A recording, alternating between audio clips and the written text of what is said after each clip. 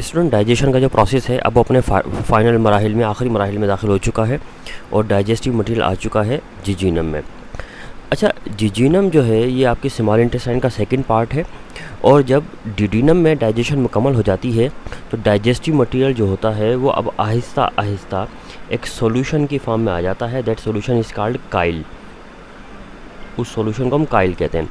यानी स्टमक में जब जब फूड आपके माउथ में था तो उस वक्त उसको बोलस कहते हैं और ये बोलस आया स्टमक में। स्टमक ने मज़ीद डाइजेस्ट किया तो वो कन्वर्ट हुआ एक पेस्ट लाइक सब्सटेंस में जिसको काइम कहते हैं। उसके बाद ये काइम आया डिडीनम में। डिडीनम ने मज़ीद डाइजेस्ट किया, एक सोल्यूशन की फॉर्म में कन्वर्ट हो गया, दैट इज़ कॉल्ड काइल। अभी जो काइल है ये मूव करके आएगा जिजीनम में। जिजीनम के अंदर सबसे इम्पॉर्टेंट जो बात है वो ये कि जिजीनम में फाइनल स्टेप्स होंगे तमाम के तमाम डाइजेशन के। अब डाइजेशन के जो फाइनल स्टेप हैं, जैसे कि आपको मैं कुछ चीज़ें रिमाइंड करा दूँ, जैसे मिसाल के तौर पे कार्बोहाइड्रेट था। अब जो कार्ब्स होते हैं, कार्बोहाइड्रेट जिसे कहते हैं, उनकी डाइजेशन का पहला स्टेप आपके माउथ में हुआ था और माउथ में क्या हुआ था कि सलाइवरी अमाइलेज ने कार्बोहाइड्रेट को ब्रेक, एक लॉन्ग चेन थी कार्बोहाइड्रेट की, मिसाल के तौर पे ऐसे, उसको ब्रेक डाउन कर दिया शॉर्ट चेन्स के अंदर ऐसे। और फिर उसके बाद पेंक्रियास, दूसरी डाइजेशन का स्टेप जो हुआ था वो इसका हुआ था डिडीनम में, जब पेंक्रियास से पेंक्रियाटिक अमाइलेज रिलीज़ हुआ और उसने मज़ीद फर्दर इसको ब्रेक डाउन कर दिया था कार्बोहाइड्रेट को मज़ीद छोटे फ्रेगमेंट्स में, और ये फ्रेगमेंट्स कहलाते हैं माल्टोज। इनको माल्टोज कहते हैं, इन फ्रेगमेंट्स को ये माल्टोज कहलाते हैं। माल्टोज असल में क्या होता है, ये ग्लूकोज प्लस ग्लूकोज का एक डाइसेक्राइड होता है। मतलब अब इसका लास्ट स्टेप होना बाकी रह गया है। उसके बाद प्रोटीन के साथ जो डाइजेशन का प्रोसेस था, प्रोटीन की डाइजेशन का पहला जो स्टेप था वो कहाँ पर हुआ था? वो पहला स्टेप हुआ था आपके स्टमक में। स्टमक में डाइजेशन हुई थी पेप्सिन के थ्रू, ठीक है। और दूसरा स्टेप जो था वो हुआ था डिडीनम के अंदर। तो प्रोटीन का मॉलिक्यूल भी इस तरीके से काफ़ी बड़ा एक मॉलिक्यूल था, वो पहले ब्रेक हुआ छोटे फ्रेगमेंट्स में जिनको हम पेप्टाइड्स कहते हैं। और पेप्टाइड्स यानी ये इंटेस्टाइन, स्टमक में पेप्टाइड्स बने और फिर डिडीनम के अंदर इनसे डाई और ट्राई पेप्टाइड्स के मॉलिक्यूल या फ्रेगमेंट्स बन गए। डाई पेप्टाइड्स कहते हैं ऐसे फ्रेगमेंट्स को जिसमें 2 अमाइनो एसिड होते हैं। ट्राई पेप्टाइड्स कहते हैं ऐसे फ्रेगमेंट्स को जिसमें 3 अमाइनो एसिड्स होते हैं। जबकि लिपिड जो है, लिपिड ऑलरेडी डिडीनम के अंदर डाइजेस्ट हो चुका है, मतलब वो पहले ही स्टेप के अंदर लिपिड अपने मोनोमर्स, मतलब एक ग्लिसरॉल 3 फैटी एसिड्स में कन्वर्ट हो चुका है, ब्रेक हो चुका है। तो लिपिड की फर्दर डाइजेशन अब नहीं होगी। इसके अलावा बाकी की चीज़ें हैं वो डाइजेस्ट नहीं होती, वो डायरेक्टली एब्जॉर्ब होंगी। तो इसका मतलब है अब जो ये आपके पास कार्बोहाइड्रेट के छोटे फ्रेगमेंट्स बचे हैं, 2 मोनोमर्स वाले, और प्रोटीन के जो छोटे फ्रेगमेंट्स बचे हैं 2 और 3 मोनोमर्स वाले, इनकी फाइनल डाइजेशन होगी जिजीनम में। तो फाइनल डाइजेशन जिजीनम में इनकी होगी। जिजीनम में इंटेस्टाइन जो एंजाइम रिलीज़ होते हैं, उन एंजाइम्स के ग्रुप को कलेक्टिवली हम कहते हैं सक्सस इंट्रिकस। सक्सस इंट्रिकस कहते हैं, ठीक है, सक्सस इंट्रिकस। सक्सस इंट्रिकस जो है ना वो ग्रुप ऑफ एंजाइम है जो कि जिजीनम के अंदर रिलीज़ होता है डाइजेशन के प्रोसेस को कंप्लीट करने के लिए।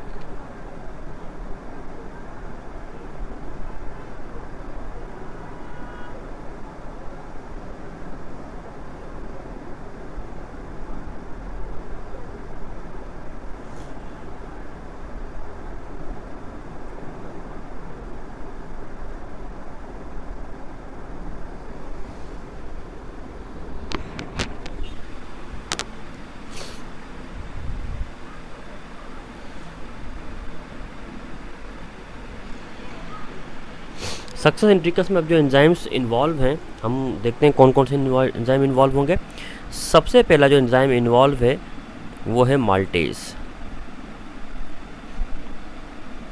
ठीक है, माल्टेज एक्ट करेगा माल्टोज पे। अभी हमने डिस्कस किया था ना कि जितने भी कार्बोहाइड्रेट के मॉलिक्यूल्स हैं वो ब्रेक डाउन हो चुके हैं, दो तीन मोनोमर्स में कार्बोहाइड्रेट के मॉलिक्यूल ब्रेक डाउन हो चुके हैं और वो एक्ट करेगा माल्टोज पे। और जैसे वो माल्टोज पे एक्ट करता है, माल्टोज पे एक्ट करने के बाद माल्टोज को ब्रेक कर देता है 2 ग्लूकोज के मॉलिक्यूल्स में। ठीक है, 2 ग्लूकोज के मॉलिक्यूल ब्रेक डाउन कर देता है। यहाँ पर आकर कार्बोहाइड्रेट की डाइजेशन का प्रोसेस मुकम्मल हो गया। इसके बाद एक सक्सेस इंट्रिकस के अंदर दूसरा जो चीज़ होती है वो कहलाती है सक्रेज। दूसरा एंजाइम सक्रेज एंजाइम होता है। ठीक है, अब जो सक्रेज का एंजाइम है डेफिनेटली ये एक्ट करेगा किसके ऊपर, सक्रोज पे एक्ट करेगा और सक्रोज के मॉलिक्यूल को ब्रेक डाउन कर देगा इसके मोनोमर्स में। और इसका मोनोमर्स क्या होता है, ग्लूकोज प्लस फ्रक्टोज में ब्रेक डाउन कर देगा इसको। ठीक है, ग्लूकोज और फ्रक्टोज में ब्रेक डाउन कर देगा, जिसके वजह ये जो आपने कुछ मीठा खाया है या कोई चीनी मीठी चीज़ ले लिए वो भी यहाँ पर फाइनली आके डाइजेस्ट होकर हो जाएगी मुकम्मल। उसके बाद तीसरा जो एंजाइम रिलीज होगा वो होगा लैक्टेज एंजाइम।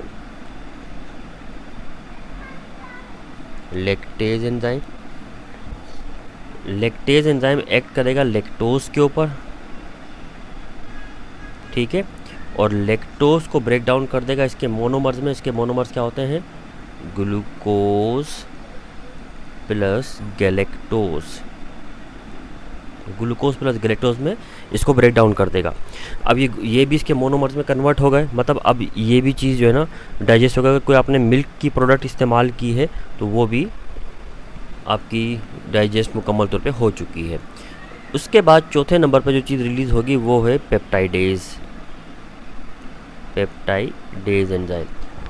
ये जो प्रोटीन के फ्रेगमेंट्स हैं, चाहे मिल्क प्रोटीन हो या किसी भी टाइप का प्रोटीन हो, उसमें डाई या ट्राइपेप्टाइड्स यानी जो प्रोटीन के फ्रेगमेंट्स हैं डाई या ट्राइपेप्टाइड्स कहलाते हैं, वो बन चुके हैं। और इन सब को ये कन्वर्ट कर देगा किसके अंदर, अमाइनो एसिड्स के अंदर। तो ये भी चीज़ मुकम्मल तौर पे डाइजेस्ट हो गई। मतलब जो प्रोटीन था, चाहे किसी भी टाइप का प्रोटीन आपने इस्तेमाल किया हो, फाइनल इसका स्टेप भी यहाँ पर हो गया। अच्छा, इसके साथ पांचवा एक एंजाइम और भी है जो कि बड़ा अहम है और वो है न्यूक्लियोटाइडेज।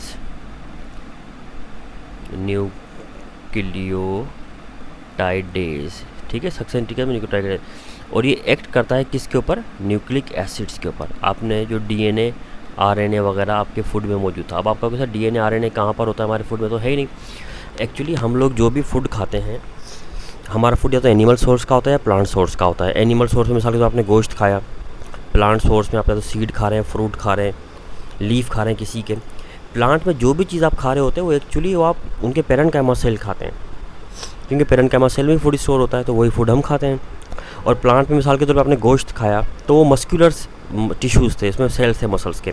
और चूँकि आपके तमाम के तमाम टिश्यूज़ और सेल्स में न्यूक्लियस भी होता है, तो न्यूक्लियस में न्यूक्लिक एसिड भी होता है, सेल्स में डीएनए आरएनए सब चीज़ होती है। ये उसकी बात हो रही है। तो जैसे ये बॉडी के अंदर जाता है, अब इसको भी डाइजेस्ट करना होता है। अब ये कैसे डाइजेस्ट होगा, इसको डाइजेस्ट, अब ये भी एक ही स्टेप में डाइजेस्ट होगा। और कैसे ये डाइजेस्ट होगा, ऐसे।